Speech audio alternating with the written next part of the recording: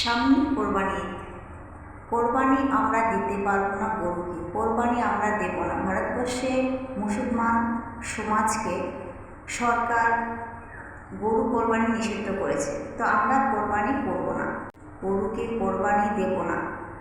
আমরা আমরা ভারতবর্ষের মুসলিমরা প্রত্যেকটি মুসলমান গরু গোস্তকে আমরা বয়কট করেছি। ঠিক আছে, গরু গোস্ত আমরা খাবো না, গরুকে কোরবানি আমরা দেব না। ভারতবর্ষ ইসলাম ধর্মীয়দের সমস্ত ভাই বোনদের বলছি, তোমরা আইনের ঊর্ধ্বে যাবে না, আইনের ঊর্ধ্বে প্রহসন করবে না, আইনকে মেনে চলবে। আইন হচ্ছে আমাদের সম্মান করতে হবে, স্যালুট জানাতে হবে আমাদের প্রধানমন্ত্রীকে আমরা স্যালুট জানাই। তো এবারের মতো ঈদের আমরা গরুকে কোরবানি দিব না, দিচ্ছি না। ভারতবর্ষের মাটিতে এবার কোরবানি বন্ধ। মুসলিমরা এবার গোশত খাবে না, কোরবানি এদের গরু দিবে না, মুসলিমরা বয়কট করেছে। আমরা গরুকে কোরবানি দেব না। নতুন শাসন, নতুন আমাদের যে প্রধানমন্ত্রী, উনি কিন্তু আইন করে দিয়েছেন গরু কোরবানি করা যাবে না, গরু সংরক্ষিত করে নেন।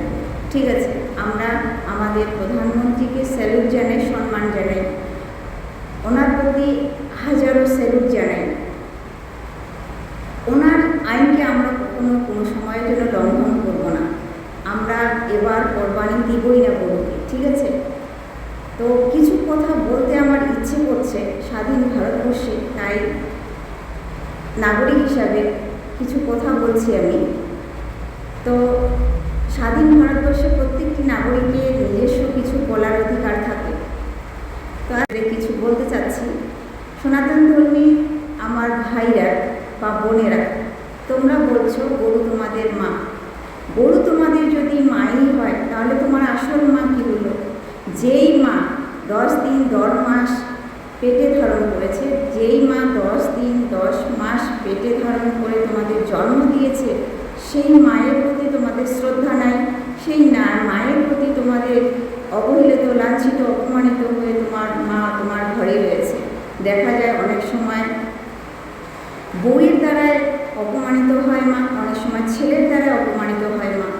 কিন্তু কেন এই লাঞ্ছনতা, কেন মায়ের প্রতি? তোমরা গরুকে মা বলছো, অথচ কিন্তু মায়ের প্রতি অসম্মান। তোমাদের সনাতন ধর্মীর ভাইয়েরা 1 ফোঁটা দুধের ঋণ তোমার মায়ের পরিশোধ করতে পারবে না। 1 ফোঁটা দুধের ঋণ কখনো তোমরা তোমার মায়ের পরিশোধ করতে পারবে না। তোমাদের গায়ের চামড়া যদি চটি বানায় দাও তোমার মাকে, তবু কিন্তু তোমার মায়ের দুধের ঋণ শোধ করতে পারবে না। 1 ফোঁটা দুধের ঋণ। আর সেখানে তোমার মাকে সরিয়ে রেখে তুমি তোমাদের গরুকে মা বলছো। গরুকে যে মা বলছো, তাহলে তোমার গরু কি তোমার আশীর্বাদ দিতে পারবে যে তোমার মা হবে?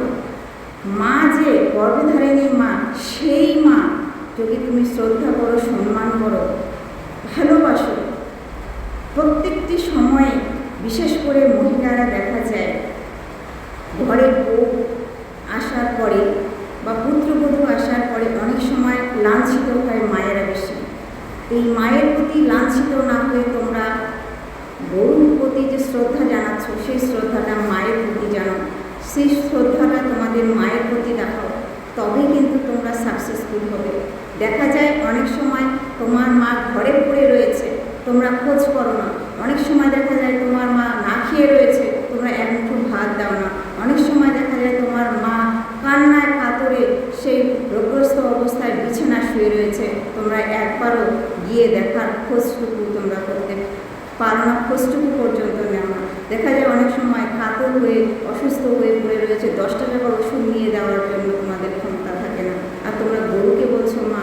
তোমাদের গরুকে শ্রদ্ধা না করে দেবতার মতো মাকে শ্রদ্ধা করো, তবেই কিন্তু তোমরা সাকসেসফুল হবে। তোমার মা যে আশীর্বাদ দিবে, সেই আশীর্বাদটিকে তোমার মাথায় কাজে লাগবে, তোমার সেই মাথার স্বাদ হিসাবে দাঁড়িয়ে থাকবে একদিন তোমার সেই আশীর্বাদ। অনেক সময় সমাজে দেখা যায় ছেলের একটি মায়ের 2-3টি সন্তান, একটি মায়ের 2-3টি সন্তান থাকার ফলেও মারা দাঁড়ে দাঁড়িয়ে ভিক্ষা করে। কেন হয় দাঁড়ে দাঁড়িয়ে ভিক্ষে করবে মায়েরা?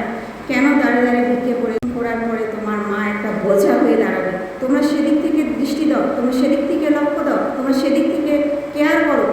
তোমার মা যখন তোমার অবহেলিত, লাঞ্ছিত, অপমানিত তোমার সমাজে, সেখানে তোমরা গরুকে মা বলছো কেন? গরুকে বলে মা বললে তোমার মায়ের সব দিনগুলো, সেই কষ্টের দিনগুলো ফেলিয়ে আসা। তোমার গরুর প্রতি শ্রদ্ধা না জেনে ভাই মানুষের প্রতি শ্রদ্ধা জাগাও, তোমার মায়ের প্রতি শ্রদ্ধা জাগাও। অনেক সময় দেখা যায় তোমরা নেশা করে তোমাদের অনেক টাকা তোমরা নষ্ট করে দাও, কিন্তু তোমার মায়ের প্রতি তোমার শ্রদ্ধা না জানিয়ে, তোমার মায়ের প্রতি 10টা টাকা ব্যয় না করে তোমরা কিন্তু তোমাদের মতো থাকো। তোমার গরুকে না মা না বলে তোমার মাকে মা বলো। অনেক সময় অনেক ক্ষেত্রে দেখা যায় কিছু কিছু সন্তানেরা রয়েছে মাকে কথা বলতে চায় না, বাবাকে কথা বলতে চায় না। ভাই, মা বাবা সবচেয়ে বড় মাথার তাজ তাদের, কিন্তু মায়েরা সবসময় জন্য ছেলে সন্তানকে বুকের মধ্যে আগলে রাখে। ঠিক আছে, তোমরা কখনো তোমাদের মাকে অসম্মান করবে না।